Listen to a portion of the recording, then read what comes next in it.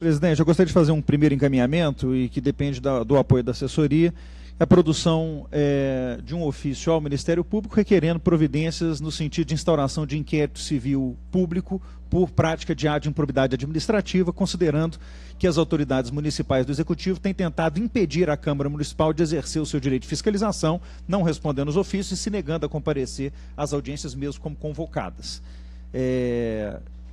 Nós precisaremos de algum tempo para que a assessoria prepare o ofício, mas eu gostaria, presidente, de ainda assim fazer as minhas perguntas. Claro. Porque eu gostaria de registrar que isso aqui não é um teatro, isso aqui não é um momento da gente ter um encontro informal com os secretários municipais. Aos criminosos ausentes, secretário Genilson Zefirino, comandante Prates, eu gostaria de perguntar sobre a segurança pública da cidade, em primeiro lugar. Em resposta ao requerimento de comissão 864/2018, os senhores informaram que a política de segurança e prevenção do município tem como objetivo a redução dos índices de criminalidade na cidade.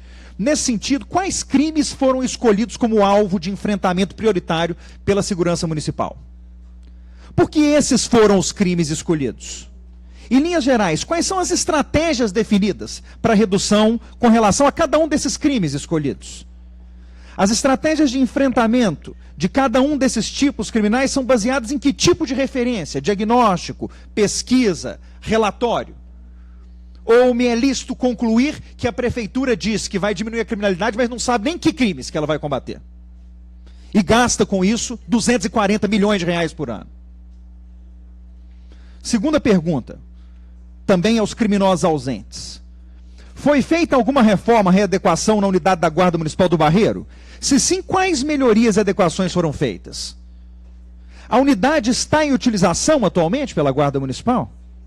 A comissão recebeu informação de que essa unidade estaria sendo depredada por vândalos. Houve alguma ocorrência nesse sentido? Terceira pergunta ainda sobre as questões gerais de segurança. Tendo em vista a modernização da iluminação pública em zonas quentes de criminalidade do hipercentro e das regionais Venda Nova Norte, Barreiro, Noroeste e Oeste, quais foram os impactos para os índices de criminalidade dessas regiões e, consequentemente, para a distribuição de efetivo da Guarda Municipal? Ou me é permitido concluir que nós não medimos nada em Belo Horizonte para poder julgar o dinheiro da população fora da forma como a Prefeitura bem entender? Quarta pergunta. Tem sido feito algum alinhamento da Guarda Municipal com a Polícia Militar para a distribuição do efetivo pelo município? Quais são os esforços para se evitar a sobreposição de atuação e áreas descobertas? Ou nós estamos mais uma vez institucionalizando o desperdício de dinheiro no momento em que a guarda sai para a rua sem alinhar com a Polícia Militar onde ela vai estar, de forma que tem lugar que não tem ninguém e tem lugar que tem as duas forças presentes. Sobre o programa de operacionalização do Serviço de Segurança, item 109 do orçamento. Primeira pergunta. Qual é o critério técnico para a escolha dos veículos locados para atender a Secretaria de Segurança Pública e Prevenção e a Guarda Municipal de Belo Horizonte? Explico. No contrato geral da Copertur com a PBH, a Secretaria Municipal de Segurança Pública trocou uma picape média do tipo Saveiro por uma picape do tipo Amarok, Ranger. Em resposta ao pedido de informações do primeiro quadrimestre, recebemos cópia do contrato com a empresa locadora de veículos Apollo, o qual abarca motocicletas, palhos, estradas, doblôs, minivans Ducato. Desde março de 2019, observa-se Renegade circulando pela cidade, e o critério de escolha desses veículos é absolutamente desconhecido. Aliás, eu começo a duvidar que ele sequer exista. Considerando uma média das alterações contratuais, trata-se de uma oscilação de 5 milhões de reais por ano para que a guarda agora esteja rodando em caminhonetes maiores e em picapes, em Jeeps Renegades. Segundo, pois não. Pois não, por favor. Trocaram Saveiro por Renegade e Amarok. Está na rua? Está na rua, rodando a um custo anual de 5 milhões de reais. Agora eu quero saber qual é o motivo de se ter trocado esses veículos, porque foram incapazes de responder.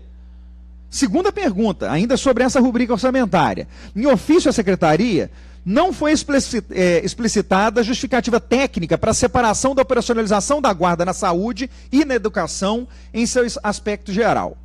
Também não foi informada a existência de nenhuma operação específica para qualquer uma das áreas, embora a execução do orçamento seja desagregada.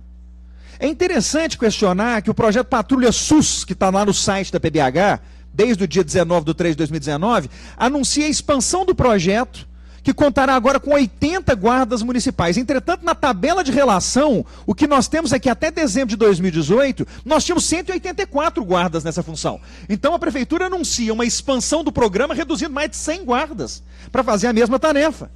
Afinal de contas, é só publicidade, então.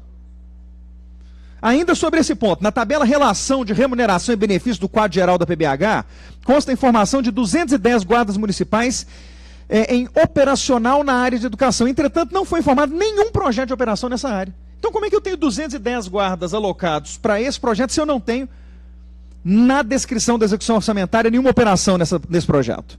No tocante aos equipamentos, terceira pergunta sobre isso, de proteção individual, alteraram a meta física de guarda equipado para equipamento adquirido. A nova meta foi superada, 2.212 equipamentos, 940 coletes balísticos, 340 bastões antitumulto, 50 joelheiras, 50 cotoveleiras e extintores de incêndio. Entretanto, a transparência da informação é ridícula. Porque, obviamente, o que nos interessa saber é quantos guardas estão equipados e não quantas joelheiras foram compradas. Sei lá quantas já existiam antes. Isso é meta orçamentária para ser apresentada? Qual é o critério e o acompanhamento que está sendo feito com o dinheiro da população de Belo Horizonte, que está sendo enfiado na secretaria sem nenhum tipo de acompanhamento? Quarta pergunta sobre isso, em ofício, houve contradição ao responder que a subação capacitação em estratégia de qualificação profissional na Guarda Municipal seria realizada sem custo. Não temos contrato celebrado com pessoa jurídica, é a resposta. Há contratação de empresa para ministrar a referida capacitação, é outra parte da resposta. Então eu quero entender, não houve custo, não há contratação, mas há contratação. Então eles têm que escolher qual é a mentira que eles vão contar e vir aqui prestar conta sobre isso. Aliás, esse tipo de mentira explica a ausência dos secretários, porque não tem explicação para isso. O dinheiro da segurança pública está sendo rasgado e parece que a prefeitura não se importa com o fato. O contrato não foi enviado, embora solicitado, e a subação executou ao todo R$677 mil para capacitar 1.677 servidores. Cadê o contrato que consumiu esses R$677 mil? E afinal de contas, se não tem contrato celebrado, como é que gastaram os R$677 mil?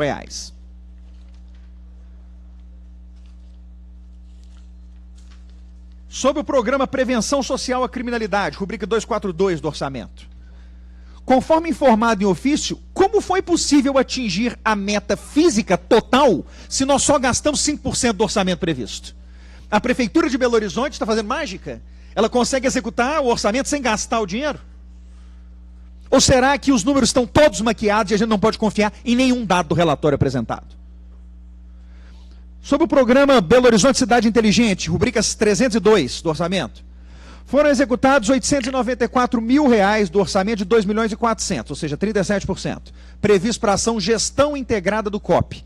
O recurso foi despendido majoritariamente com quantidade de zeladoria, ou seja, o que nós estamos investindo no COP em Belo Horizonte, que é o nosso centro operacional, então as câmaras de Belo Horizonte, é o serviço de faxineiro e zelador. Com software não tem gasto, para que a gente mude aquela visualização humana das câmeras para rastreamento digital. Isso é um investimento em software. Mas gastamos R$894 mil com faxina. De 2.400.000, só o que se gastou foi com faxina. Na ação videomonitoramento, nós temos dois problemas. Apesar de informado que existem 120 equipamentos públicos de saúde, educação e assistência social, que registraram 1.029 ocorrências, nenhuma câmera foi instalada na subação instituição do circuito interno de televisão, que está confirmada aí para 18 e descontinuada para 2019. Agora eu quero saber, nós temos 1.029 ocorrências e nenhuma instalação de circuito interno de televisão nos postos de saúde e nas escolas de Belo Horizonte? Mais que isso, o orçamento da execução e implantação, na rubrica Implantação de Vídeo Monitoramento na Cidade, trata lá da aquisição de 45 câmeras para substituição de equipamentos com defeitos. Os equipamentos foram adquiridos através de ata de registro público. Agora, uma pergunta. Não havia dinheiro alocado para manutenção. Como é que eles podem ter adquirido essas 45 câmeras? Sabe como, vereador Pedro? Desviaram o dinheiro do projeto expansão do programa de monitoramento. que tinha 200 mil reais, que sabe como foram parar lá, vereador Pedro? Por emenda minha. Então, eu emendei o orçamento para colocar 200 mil reais em expansão do monitoramento, eles roubaram o dinheiro da expansão e colocaram em manutenção, porque em manutenção eles tinham que colocar 3 mil reais, que não é suficiente, obviamente, para manter a cidade. Então, desviaram o dinheiro da expansão do monitoramento, da emenda, para poder fazer manutenção. Ainda nisso, qual o percentual de câmaras estão em funcionamento, considerando que a garantia das 153 câmaras instaladas no primeiro projeto de implantação já terminou e não tem dinheiro nenhum para manutenção? Qual é a previsão para agregar software de inteligência às imagens capturadas pela PBH? Ou nós vamos continuar dependendo de gente olhando para a câmera e conseguindo identificar os problemas, as placas dos carros, os crimes acontecendo, as invasões de área pública? Invasão de área pública, eu digo de prédio público. Sobre indicadores da segurança pública no município de Belo Horizonte. Aqui é mais simples. É só para dizer que os indicadores são ridículos e que a prefeitura pode rasgá-los todos e tentar reescrevê-los. Percentual de crimes, percentual de redução de crimes ocorridos no transporte público. Percentual de redução de crimes ocorridos em equipamentos públicos municipais da cidade. Percentual de redução de crimes ocorridos em equipamentos públicos. Percentual de redução de crimes de intolerância. Esses são os que nós propomos. O que eles estão medindo? Quantitativo de ocorrência. Então eles não medem se melhorou a qualidade da segurança pública. Eles querem medir quantas ocorrências foram registradas. Ó.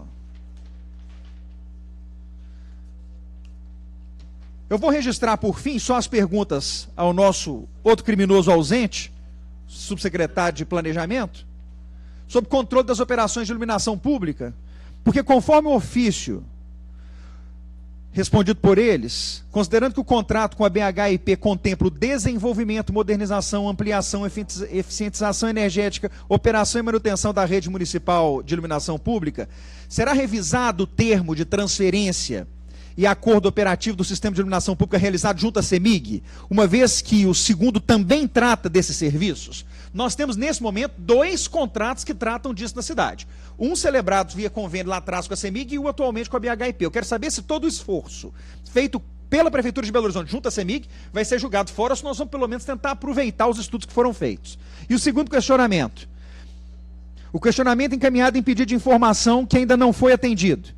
É o pedido de detalhamento, considerando o valor líquido de 49 milhões de reais, quanto foi despendido com o contrato CEMIG e qual o valor despendido junto à Ernest Young. Qual foi o valor da consultoria contratada pela Prefeitura de Belo Horizonte para medir a eficiência energética na cidade? Porque nós temos um valor total de 49 milhões de reais e eu não consigo entender pelo relatório quanto disso foi pago em conta para a CEMIG e quanto foi pago para a Ernest Young para dar assessoria para a Prefeitura. Nada contra contratar assessoria, mas nós temos direito de saber quanto foi gasto.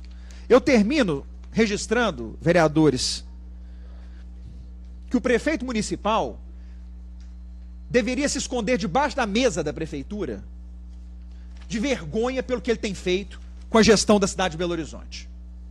É inaceitável que um prefeito determine aos seus secretários que se escondam da fiscalização da Câmara Municipal e que evitem a presença em audiências públicas e em reuniões de comissões quando convocados. Atentam quanto a tudo o que é princípio da administração pública. E vou dizer mais. Infelizmente, a conclusão da nossa Procuradoria da Casa é de que não se caracterizaria o crime de desobediência pela ausência dos secretários aqui. Eu gostaria só de lembrar, e eu aprendi isso no meu primeiro período de Direito, uma frase de um jurista romano chamado Ulpiano, e ele diz lá, quod nomine quod licet, non nomine quod licet honestum est.